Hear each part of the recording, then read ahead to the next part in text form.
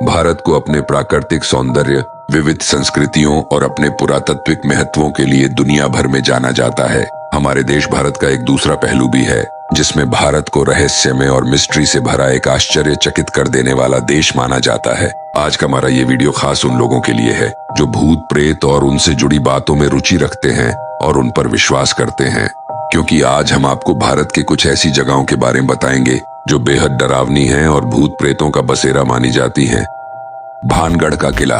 भानगढ़ का किला राजस्थान के अलवर जिले में स्थित है और इसे इंडिया के टॉप मोस्ट हॉन्टेड जगहों में से एक माना जाता है। बताया जाता है कि 16वीं शताब्दी के समय में भानगढ़ का किला एक फलता फूलता राज्य हुआ करता था। यहाँ एक सुंदर राजकुमारी हुआ करती थी। एक दिन एक तांत्रिक की नजर उस राजकुमारी पर पड़ी और वो तांत्रिक उस राजकुमारी पर मोहित हो गया।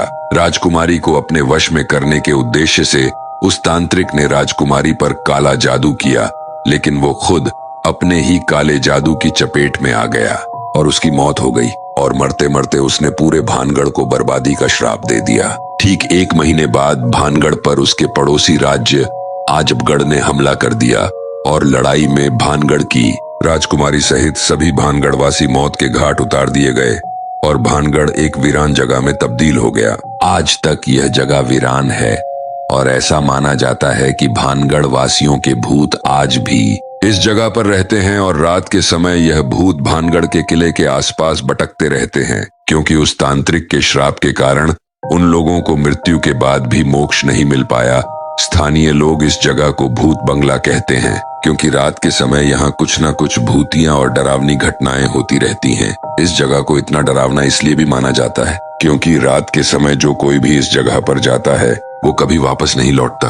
रात के समय इस जगह पर जाने की कोशिश कई लोगों ने की, लेकिन उनमें से कोई भी अपने अनुभव बताने के लिए जिंदा नहीं बचा। लगातार होती इन प्रयासों और मौतों के कारण भारत सरकार ने रात में भानगढ़ के किले को प्रतिबंधित क्षेत्र घोषित कर दिया।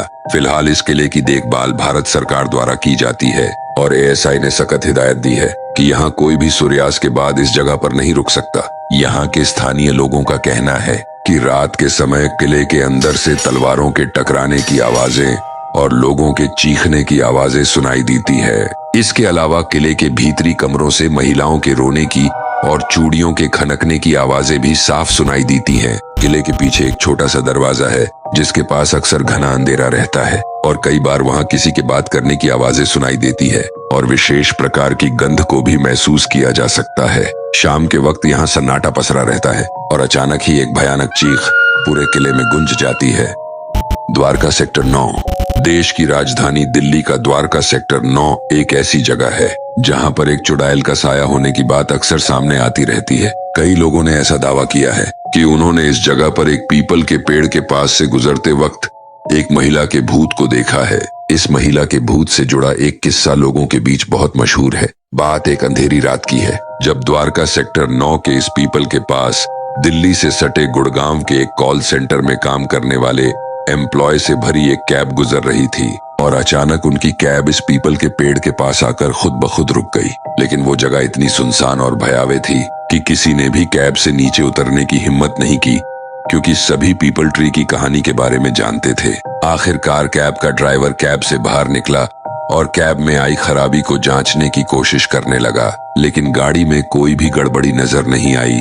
कुछ ही देर बाद वो फिर से कैब के अंदर आया और कैब स्टार्ट हो गई और सब कुछ सामान्य दिनों की तरह लगने लगा।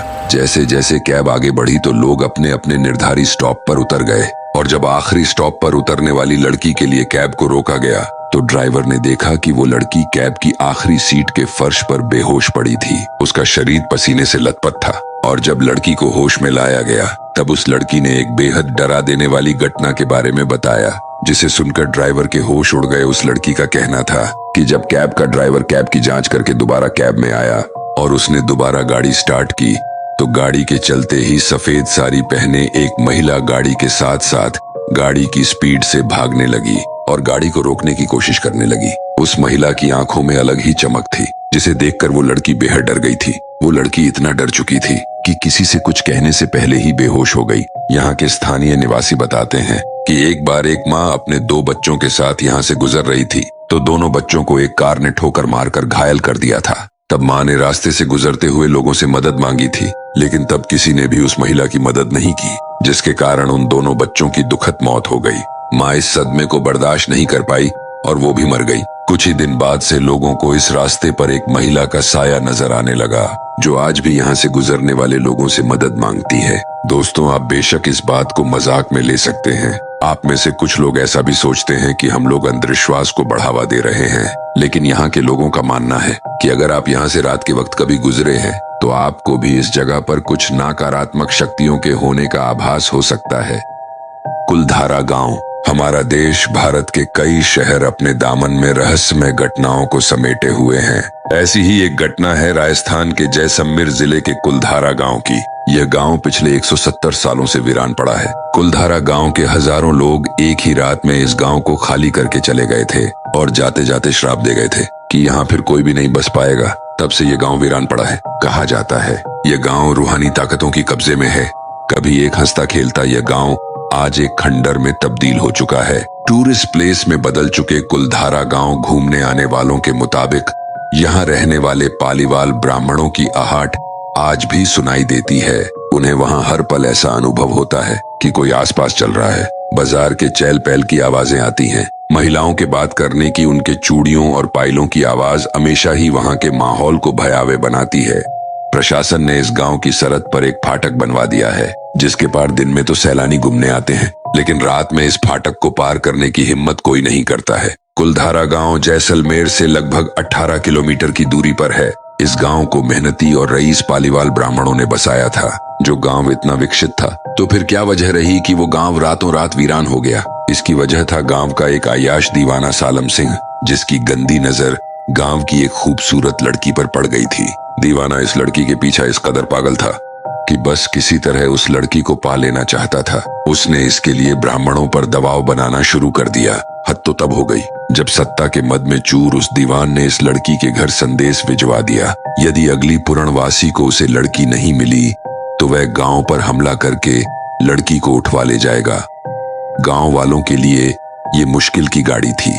उन्हें या तो गांव बचाना था या फिर अपनी बेटी। इस विषय पर निर्णय लेने के लिए सभी 84 गांव वाले एक मंदिर पर इकट्ठा हुए और पंचायतों ने फैसला किया कि कुछ भी हो जाए, लड़की इस दीवान को नहीं दी जाएगी। फिर क्या था, गांव वालों ने गांव खाली करने का निर्णय कर दिया और रात सभी गांव वाले आंखों से ओझल हो गए। पालीवाल ब्राह्मणों के श्राप का असर यहाँ आज भी देखा जा सकता है। जैसलमेर के स्थानीय निवासियों की माने तो कुछ परिवारों ने इस जगह पर बसने की कोशिश की थी, लेकिन वे सफल नहीं हो सके। स्थानीय लोगों का तो यहाँ तक कहना है कुछ परिवार ऐसे भी हैं जो यहाँ गए जरूर लेकिन लौट कर नहीं आए। इस गांव में होने वाली अजीबोगरीब घटनाओं के बारे में कई वेबसाइट और अखबारों में खबर छपी।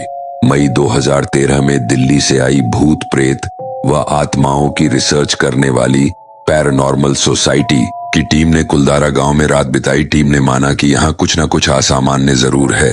टीम के एक सदस्य ने बताया कि विजिट के दौरान रात में कई बार मैंने महसूस किया कि किसी ने मेरे कंधे पर हाथ रखा। जब मुड़कर देखा तो वहां कोई नहीं था। और टीम के सदस्यों का यहाँ तक कहना था कि जब वह कुलधारा गांव में घूमकर वापस लौटे तो उनकी गाड़ियों के कांच पर बच्चों के हाथ के निशान दिखाई दिए। भूत प्रेत और आत्माओं की रहस्यमय दुनिया के सफर का यह पहला भाग आज हम यहीं समाप्त कर रहे हैं। आज का हमारा यह वीडियो आपकी रुचि का विश्लेषण करने के उद्देश्य से भी काफी महत्वपूर्ण है, क्योंकि अगर हमारे इस वीडियो पर 2000 लाइक्स आते हैं तो हम इस विषय से जुड़ा दूसरा भाग जल्द से जल्द लेकर आएंगे।